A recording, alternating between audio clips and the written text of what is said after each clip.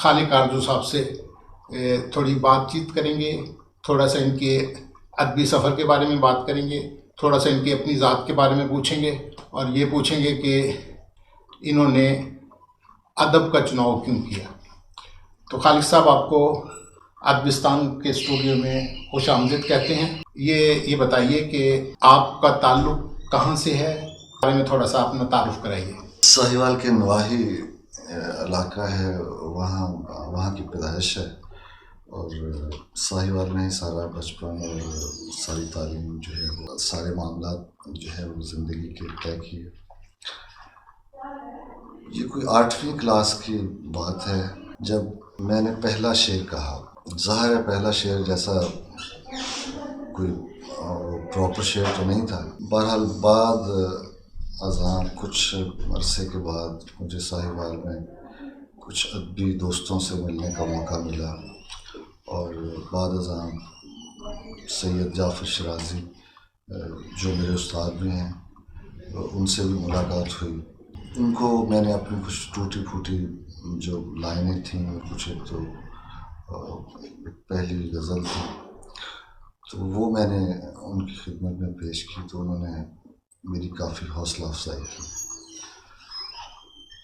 پہلا شعر یہ تھا کہ کبھی تھک کے سو گئے ہم، کبھی رات بھر نہ سوئے، کبھی تھک کر سو گئے ہم، کبھی تھک کے سو گئے ہم، کبھی رات بھر نہ سوئے، کبھی ہنس کے غم چھپایا، کبھی منہ چھپا کے روئے۔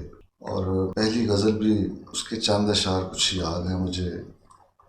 تیری یادوں کی ارزانی بہت ہے، تیری یادوں کی ارزانی بہت ہے، سسکتی آنکھ میں پانی بہت ہے، جدا ہو کر بھی ہوں زندہ ابھی تک، مجھے تو خود پہ حیرانی بہت ہے۔ واہ واہ۔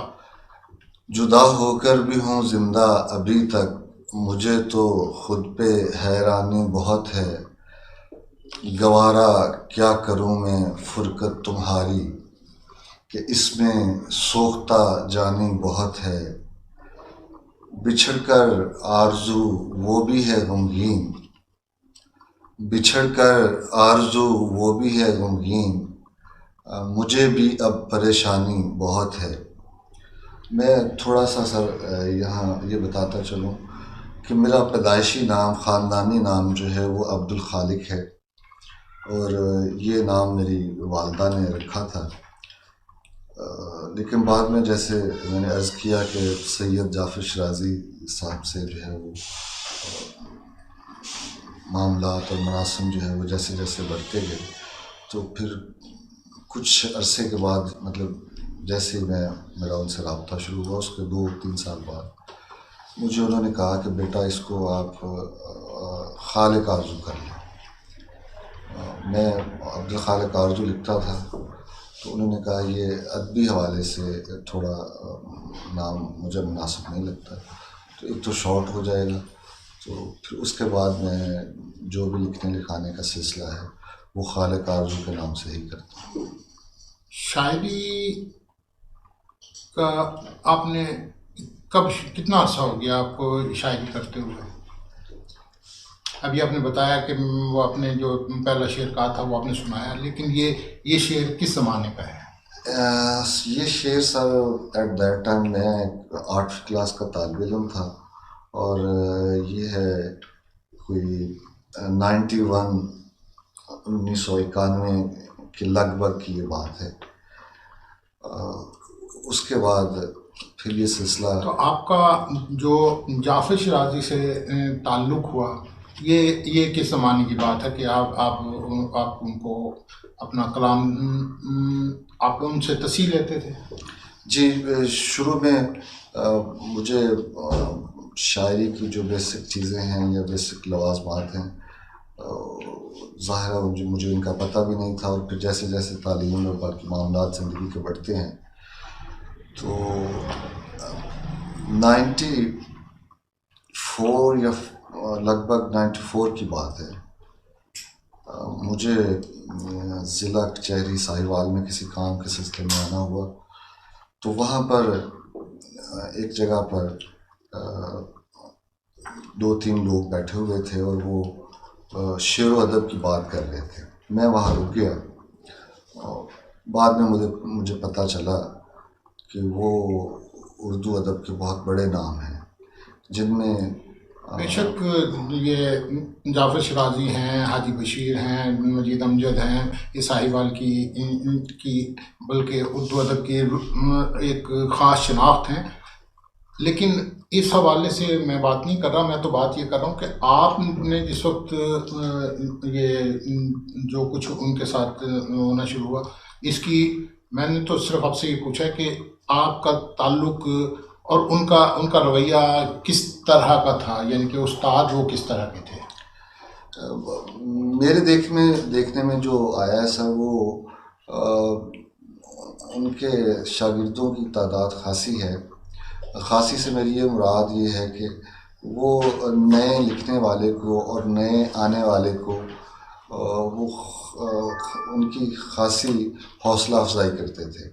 اور پھر بعد ازاں 1-2-3 ملاقاتوں کے بعد یا مشاعروں میں ملاقات ہو گئی یا کہیں گاہے بگاہے مل گئے، تو پھر وہ ایسے ریلیشن ڈیولپ ہو جاتے تھے کہ یا تو جو بھی وہ لکھنے والا بچہ بچی جو بھی، یا تو وہ خود مطلب اس طرف مائل ہو جاتا تھا کہ صاحب میں لکھتا ہوں تو میری آپ رہنمائی فرمائیں، تو یا 2-3 مشاعروں کے سننے کے بعد وہ کسی بھی نئے لکھنے والے کو خود یہ کہہ دیتے تھے کہ بیٹا یہ اس میں مطلب تھوڑی ایسی چیزیں ہیں، تو آپ بہتر ہے کہ کہیں کلام بھیجنے سے پہلے یا پڑھنے سے پہلے. وہ تو ایک اچھے استاد کی ایک خصوصیت ہوتی ہے کہ وہ یہ ایڈوائز کرتے ہیں کہ آپ پہلے اس کی نوک پلک سنوار لیا کریں یا دکھا لیا کریں، تاکہ وہ جو ہے نا وہاں پہ یہ نہ کہہ سکیں کہ جی اگر آپ کلیم کریں کہ جی آپ جعفر شرازی کے شاگرد ہیں تو وہ یہ نہ کہیں کہ یہ جعفر شرازی نے ان کی کچھ اصلاح نہیں کی. جی بالکل. تو یہ تو خیر بزرگوں کا ان کا وہ ہوتا تھا. میں اب چلیے آپ اپنے حوالے سے اپنی کوئی تازہ کلام جو ہے وہ ذرا ہمارے سامعین کو، قارئین کو، ناظرین کو سنا دیجیے. جی ضرور. میں ایک چھوٹی سی نظم ہے جو مجھے ذاتی طور پہ بڑی پسند ہے. ہر بار یہی سوچا، اس کی ہیڈنگ ہے ہر بار یہی سوچا، ہر بار قسم کھائی، اس بار نہ روئیں گے، دامن نہ بھگوئیں گے، اے مانی گل لیکن جب موسم یاد آیا، معصوم سے لوگوں کی معصوم سی باتوں نے مجبور بنا ڈالا، ہم کو رلا ڈالا. کچھ 2-4 شعر میرے ذہن میں آ رہے ہیں. جی ضرور. راتیں بنی عذاب تو میں سوچنے لگا، راتیں بنی عذاب تو میں سوچنے لگا، راتیں بنی عذاب تو میں سوچنے لگا، ٹوٹے جو میرے خواب تو میں سوچنے لگا، ڈھلتی اداس شام کے اس پیلے ہاتھ سے، ڈھلتی اداس شام کے اس پیلے ہاتھ سے، چھلکا جو آفتاب تو میں سوچنے لگا. اور آج کل بہاریہ مشاعروں کا بڑا دورہ ہے، اس کے حوالے سے ایک شعر ہے. اس شوق سی بہار میں تتلی کے ہاتھ سے، اس شوق سی بہار میں تتلی کے ہاتھ سے، گرنے لگا گلاب تو میں سوچنے لگا. اور کتنا اداس دوستو یہ شہر آرزو، کتنا اداس دوستو یہ شہر آرزو، ڈھلنے لگا شباب تو میں سوچنے لگا. یہ شاعری سے ہٹ کے تھوڑا سا اس کے بارے میں تبصرہ تو میں بعد میں ہی کروں گا، لیکن تھوڑا سا اس کے حوالے سے میں اس میں چیدہ دیکھ رہا تھا ابھی. تو اس میں آپ نے اعلیٰ یار ثاقب اور یہ شہناز مزمل اور ڈاکٹر افتخار شفیع اور اس طرح اس میں آپ کا جو لکھنے کا انداز ہے اس میں اس سے ایسا لگتا ہے جیسے آپ ان لوگوں سے بہت ایک تو بڑی حد تک متاثر ہیں، دوسرا یہ کہ ان کی شخصیت آپ پر حاوی ہو رہی ہے. تو جب ایک رائٹر کسی کے بارے میں لکھتا ہے تو اسے اپنے جونیئر ہونے کا احساس نہیں ہونا چاہیے. نمبر ایک جو میں اس سے مجھے تاثر ملتا ہے، اس کو اپنا تجزیہ جو ہے وہ اپنے انداز سے یہ سمجھتے ہوئے کہ آپ اس کے ایکول ہیں وہ کرنا چاہیے. لیکن ان مضامین سے میرا تاثر ہے یہ کہ آپ ان سے بہت متاثر لگتے ہیں. یہ میرا تاثر ہو سکتا ہے. آپ اپنے بارے میں نہیں آپ بالکل جو ہے وہ آپ کا سوال جو ہے وہ ویلڈ ہے اور میں اس کا جواب دینا چاہوں گا. علایہ یار ثاقب، ڈاکٹر افتخار شفیع یا دیگر کچھ جو دوست ہیں جن میں اوصاف شیخ اور علی رضا وغیرہ شامل ہیں جن کا تعلق ساہیوال سے ہے، میں ان سے اس طرح انسپائر یا اس طرح متاثر تو بالکل نہیں ہوں جس سینس میں اور جس حوالے سے سر آپ نے بات کی ہے. اس حوالے سے تو آپ کہہ سکتے ہیں کہ وہ ان کی جو ہے وہ ایک اردو ادب میں جو ان کا کنٹریبیوشن ہے، جو ان کا کام ہے، وہ مطلب میں سمجھتا ہوں کہ اس شہر کے حوالے سے ان کا خاصا کام ہے. تو اس حد تک تو میں آپ کی بات کو میں نہیں ہو سکتا ہے، کیونکہ میں تو آپ کو یہ بتا رہا ہوں کہ میں نے ابھی مجھے تو کتاب دیکھی ہے تو وہ میرا ایک سرسری سے تاثر ہے، کیونکہ میں نے اس کو آپ کے مضامین چونکہ یہ تقریباً سارے تو نہیں چھپے ہوئے، تو اس لیے میرا ایک تاثر یہ میں نے 2-4 فقرے جو ابھی آپ سے گفتگو کرتے ہوئے پڑھے ہیں، تو اس سے یہ ایسا لگتا ہے جیسے آپ اپنا جونیئر ہونے کا احساس جو ہے نا وہ زیادہ کر رہے ہوتے ہیں، جبکہ یہ بات لکھتے ہوئے نہیں ہونی چاہیے. جو آپ لکھ رہے ہیں، آپ سینئر کے بارے میں لکھ رہے ہیں، اس میں ایک مؤدبانہ طریقہ ہونا ایک اور چیز ہے. لیکن اگر آپ اس کو جو ہے اس طرح فیل کریں گے کہ جی وہ بہت بڑی چیز ہے، تو وہ تاثر جو ہے نا اگر وہ ابھرے تو وہ تحریر کا نقص ہے. جی آپ بجا کہہ رہے ہیں. میں یہی بتانا چاہ رہا ہوں کہ میں مطلب جو پہلے جیسے میں نے بات کی کہ میں اس حوالے سے وہ ایک متاثر یا انسپائر وہ مطلب تحریر سے ہٹ کے ہے. اب تحریر کی بات جیسے آپ نے کی، علایہ یار ثاقب تو مطلب نہ تو وہ باقاعدہ کوئی لکھنے والا ہے اور نہ ہی میں کوئی باقاعدہ مطلب اس کا ظاہر ہے اگر باقاعدہ کوئی لکھنے والا نہیں ہے تو میں اس کا قاری بھی نہیں ہوں. اس کا ذکر یا اس کا جو ہے اس کے متعلق قلم اٹھانا اس لیے ضروری ہوا کہ انہوں نے جو ہے ان کا جو تھیسس ہے وہ ساہیوال کے حوالے سے تھا، اور جس میں جو ہے وہ خاص طور پہ ادب، لٹریچر اور تنظیمیں اور کلچر اور مطلب ساری چیزیں اس میں شامل تھیں. تو اس وجہ سے اس کی کتاب کی تقریب تھی، اور جیسا کہ تقریبات میں ہوتا ہے کہ اس میں تنقید کا ذرا ہاتھ کم رکھا جاتا ہے. صحیح بات ہے، وہ تو وہ اس حوالے سے مضمون تھا. لیکن بعد ازاں جب میں نے ان کو کتابی شکل دینے کا سوچا تو اس میں سے کئی ایسی چیزیں ہیں جو میں نے حذف کر دیں، اور کئی ایسے سوالات اسے بھرپور مضمون کی شکل دینے کی کوشش کی میں نے. صحیح چلیے تو ٹھیک ہے. اس کے بارے میں بھی وہ دیکھیں گے، کیونکہ جعفر شیرازی صاحب کے بارے میں تو ظاہر ہے کہ آپ اس کا تو باقاعدہ وہ اعتراف بھی کرتے ہیں کہ جی آپ ان کے شاگرد ہیں. تو اس لیے ان کے بارے میں کہنا جو ہے نا وہ تو بنتا ہے، کیونکہ وہ ویسے بھی میں چونکہ میرا تعلق بھی ساہیوال سے ہے، میں جعفر شیرازی صاحب سے ہماری اور ان تھے جن کے ریفرنس سے ان کے ساتھ خاص تعلق تھا.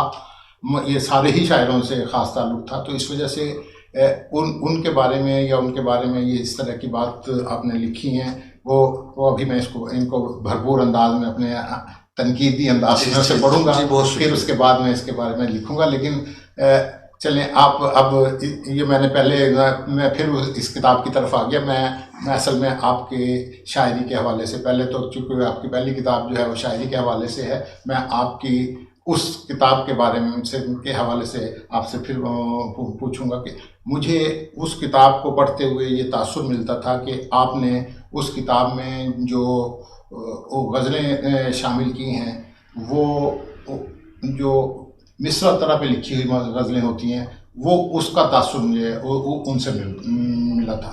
ہو سکتا ہے کہ وہ صحیح ہے یا غلط ہے, یہ اس کے بارے میں تو آپ بتائیں گے. نہیں جو ہے آپ مطلب ظاہر ہے آپ مطلب بڑے ہیں اور میں آپ کو ایز اے سر جو ہے وہ مطلب احترام اور آپ کا کام بھی ہے. اس میں کچھ غزلیں ایسی ہیں جو طرح مصرع کے مطلب دیا گیا ہے یا مطلب کوئی کچھ ایسا مصرع ہے یا جو آلریڈی کسی غزل کا ہے وہ انورٹڈ کاماز میں ہے. وہ غزلیں پوری کتاب میں میرا خیال 3 سے زیادہ نہیں ہوں گی. ادروائز باقی جو غزلیں ہیں وہ نہیں, میرا کہنے کا مطلب یہ ہے کہ جو ہمارے ہاں ایک روایت ہوتی ہے کہ آپ نے وہ چاہے مصرع طرح پہ لکھی ہیں لیکن اس کی باقی ساری غزل جو ہے وہ آپ کی اپنی وہ آپ نے بہر وہ والی استعمال کی ہے. تو اس کے علاوہ جو ہے آپ وہ اگر مصرع نہ اسے اس میں سے حذف کر دیں تو وہ ایک بھرپور غزل ہے. جو بھی غزلیں ان کے اوپر لکھی ہیں وہ اچھی غزلیں, بھرپور غزلیں ہیں اور ان بہروں میں اچھی کنٹریبیوشن ہے. تو میں یہ کہتا کہ اس کو اگر آپ اس میں سے وہ مصرع انورٹڈ کاماز والا یا مصرع طرح, میرا اپنا تاثر اس سے بنتا ہے کہ جی پھر ان کی یہ ساری غزلیں جو ہے نا اسی طرز کی ہیں. تو وہ طرز کو اپنا تاثر اس طرح کا ختم کرنے کے لیے میرا خیال یہ ہے کہ ضروری تھا کہ آپ اسے انورٹڈ کاماز میں نہ دیتے, بلکہ وہ شعر جس پہ آپ نے وہ گرہ لگائی ہے اس شعر کو نکال دیتے. باقی بھی تو شعر آپ نے اس میں ہی کہے ہیں, وہ اچھے شعر ہیں. جی آپ بجا کہہ رہے ہیں سر, لیکن کتاب جو ہے وہ کچھ اس طرح نہیں ہے کہ ساری جیسے پلان کر کے اور کچھ چند دنوں میں یا چند ہفتوں میں. وہ گاہب گاہے مطلب ایک تحرک ملتا ہے اور گاہب گاہے جو ہے وہ کہیں کبھی کوئی غزل ہو گئی, اس میں نظموں کی بھی خاصی تعداد ہے. لیکن میں نے ضروری سمجھا کہ میں جو مصرع یا جو لفظوں کی جو حرمت ہے, جو ایز اٹ از جس طرح ان کو میں نے جو ہے وہ لکھا ہے یا اس میں سمویا ہے, تو میں ان کو ایز اٹ از ہی رہنے دوں. میرا کوئی یہ دعویٰ نہیں ہے کہ میں کوئی مطلب اردو ادب کو یا شاعری میں کچھ بہت فتح کرنے آیا ہوں.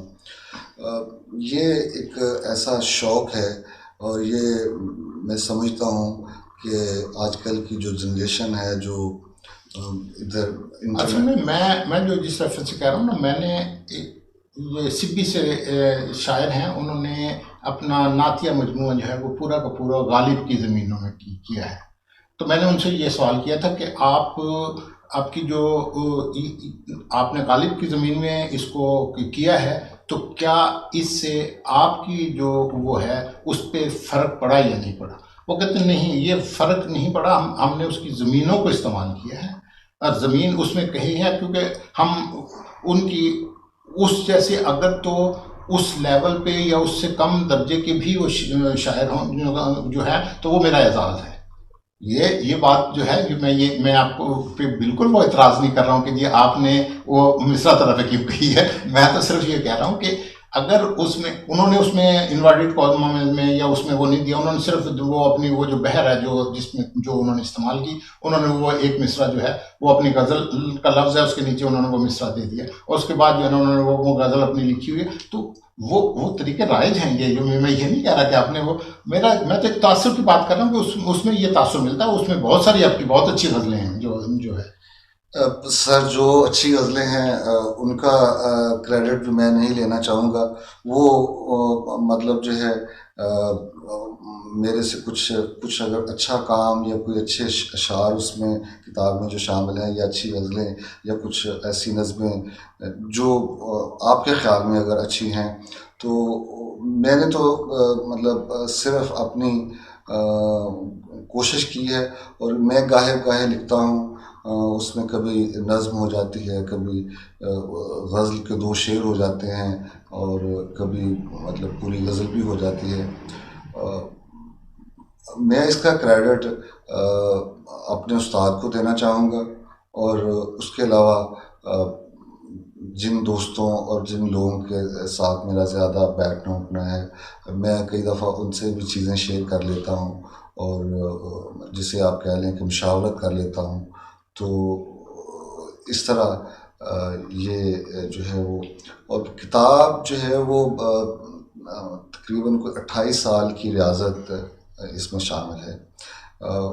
91 سے لے کر 2015 تک جو کچھ بھی میں نے لکھا، میں نے اس میں سے کوشش کی کہ چونکہ یہ ایک پہلی کتاب ہے، تو اس میں ایک جو کہتے ہیں کہ فرسٹ امپریشن سلیکٹڈ اس میں آپ نے شامل کی۔ ایگزیکٹلی اس میں میں کافی سلیکشن ایسی کی ہے، جو بہت ساری ایسی چیزیں جو میں شامل کر سکتا تھا۔ کتاب کے پیجز بڑھ سکتے تھے، کتاب بڑی، اس کی وہ تو آپ نے خامت اچھا بڑی ہو کیا کہ سکتی اس ہے۔ کو آپ نے ایک خاص سلیکشن کے بعد جو ہے نا اس کو چھاپا ہے۔ وہ تو اس ریفرنس سے میں تو صرف ایک میرا ایک تاثر تھا، وہ میں نے اس کو بیان کیا آپ کو۔ چلیں آپ اب ہمارے ناظرین کو جو ہے 1-2 اور غزلیں سنا دیجیے۔ جی میں عرض کرتا ہوں۔ جی ناظرین، میں ابھی خالق آرزو صاحب سے، اس سے پہلے خالق آرزو صاحب جو ہے اپنے غزلوں کو آپ کو سنانے کے لیے تیار ہوتے ہیں۔ میں صرف اتنا عرض کروں گا کہ خالق ساہیوال کی، دبستان ساہیوال کا ایک نیا نوخیز ابھرتا ہوا ایک ستارہ ہے، جسے ساہیوال کی شان بھی کہہ سکتے ہیں۔ ہمارے یہاں پہ ایک شاعر جو ہمارے جو نوجوان شاعروں میں ہیں، ان کی نئی نسل جو ہے وہ بہت اچھا شعر کہہ رہی ہے۔ ان کا جو کچھ جو انداز ہے، وہ یہاں کے دبستان ساہیوال کا جو ایک خاص انداز ہے اس کو لیے ہوئے ہے۔ یہاں پر چونکہ بہت سارے شاعر ہمارے یہاں کے جو دبستان ساہیوال کے ہیں وہ اساتذہ رہے ہیں، ان کی تربیت میں، ان کے زیر اثر رہتے ہوئے انہوں نے ایک خاص تربیت پائی ہے۔ اس لیے یہاں پر جتنے بھی نوجوان شاعر ادیب جو ہیں وہ پیدا ہوئے، ان کے انداز میں ایک خاص جو دبستان ساہیوال کا خاصہ ہے وہ ان کی شاعری میں پایا جاتا ہے۔ جی بہت شکریہ سر آپ کا، آپ کی محبتوں کا، اور آپ کے سارے جو بھی آپ کے خیالات، آپ نے جو ہے خیالات کا اظہار کیا۔ یہ میرے جیسے نو آموز اس سینس میں کہ یہ ظاہر ایک بہت بڑا میدان ہے، اور اس میں ہمیشہ آدمی جو ہے، کوئی بھی نیا لکھنے والا وہ سیکھتا رہتا ہے۔ اور میری چونکہ یہ پہلی کتاب ہے جس پہ آپ بات کر رہے ہیں، تو آپ نے خاصی مطلب حوصلہ افزائی فرمائی، میں آپ کا بہت مشکور ہوں۔ غزل کے چند اشعار۔ جی جی۔ پھر یوں ہوا کہ دونوں کے دل دکھ سے بھر گئے، پھر یوں ہوا کہ دونوں کے دل دکھ سے بھر گئے، دریا جو چاہتوں کے چڑھے تھے اتر گئے۔ پھر یوں ہوا کہ دونوں کے دل دکھ سے بھر گئے، دریا جو چاہتوں کے چڑھے تھے اتر گئے۔ اس کو جو خط لکھا تو فقط یہ دیا جواب، اس کو جو خط لکھا تو فقط یہ دیا جواب، دیوانگی کے ساجنا موسم گزر گئے، دیوانگی کے ساجنا موسم گزر گئے۔ ویسے تو ایک دوجے کو پانے کی دھن بھی تھی، ویسے تو ایک دوجے کو پانے کی دھن بھی تھی، لیکن جہاں کی رسموں کو دیکھا تو ڈر گئے، لیکن جہاں کی رسموں کو دیکھا تو ڈر گئے۔ ہر بات میں مزہ وہ کہاں شعر گوئی کا، ہر بات میں مزہ وہ کہاں شعر گوئی کا، تم سے بچھڑ کے اپنے تو یہ بھی ہنر گئے، واہ واہ، تم سے بچھڑ کے اپنے تو یہ بھی ہنر گئے۔ اور شعر دیکھیے گا سر، اس کے ہر ایک درد کو جھومر بنا لیا، اس کے ہر ایک درد کو جھومر بنا لیا، خالق سنگار کر کے کچھ ایسے سنور گئے، خالق سنگار کر کے کچھ ایسے سنور گئے۔ پھر یوں ہوا کہ دونوں کے دل دکھ سے بھر گئے، دریا جو چاہتوں کے چڑھے تھے اتر گئے۔ ناظرین، آپ نے عبدالخالق آرزو صاحب کی شاعری دیکھی، آپ نے ان کی شاعری، ان کی کلام شاعر و زبان شاعر بھی سنا۔ امید ہے آپ کو خالق صاحب کی شاعری کے بارے میں بہت سا اندازہ ہو گیا ہوگا۔ خالق صاحب اچھے شاعر ہیں سر، تھینک یو سو مچ آپ کا اور آپ کے قیمتی ٹائم کا۔ ہم آپ سے اجازت لیتے ہیں خالق صاحب کو اس دعا کے ساتھ کہ ان کا جو زور قلم ہے اور زیادہ ہو۔